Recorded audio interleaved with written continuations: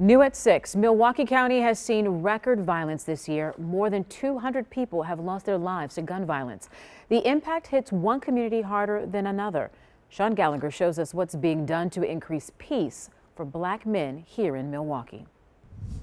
This is one of the hundreds of memorials for people killed in Milwaukee this year. This one, 17-year-old Lorenzo Williams Jr. But unfortunately, he's not the first murder victim in his own family. His father was killed before he was born. But local city leaders are doing their best to end cycles of violence just like this.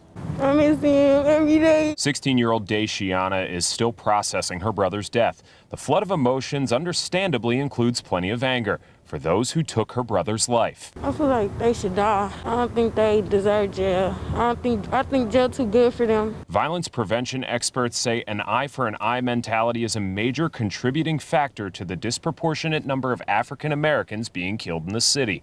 Nearly 3 out of every 4 murder victims in Milwaukee County are black. This is a crisis that's been true for gun violence for decades.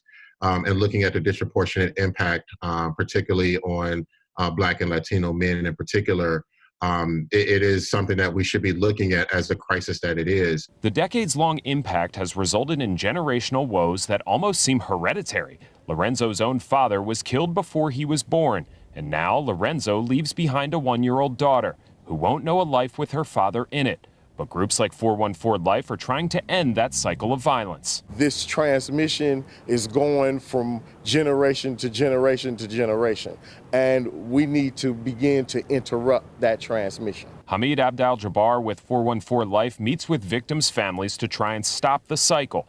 Often it's after young black men are killed. Studies show African American men have less of a chance of making it to age 45 than white men do of reaching age 65. And it bears out in the statistics here in Milwaukee.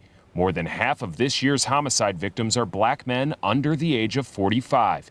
And experts say it will take more than just getting guns off the street. It really isn't about simply the absence of violence. It has to be the presence of opportunity, the presence of health, the presence of well-being. Reggie Moore with the Office of Violence Prevention says systemic issues facing African American communities play the biggest role in the murder rate.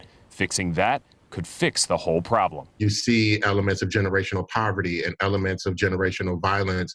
All of those things are connected. A good education, having parents that teach you the right things, having a good job, good financial support, all of those things that every child, every person should have.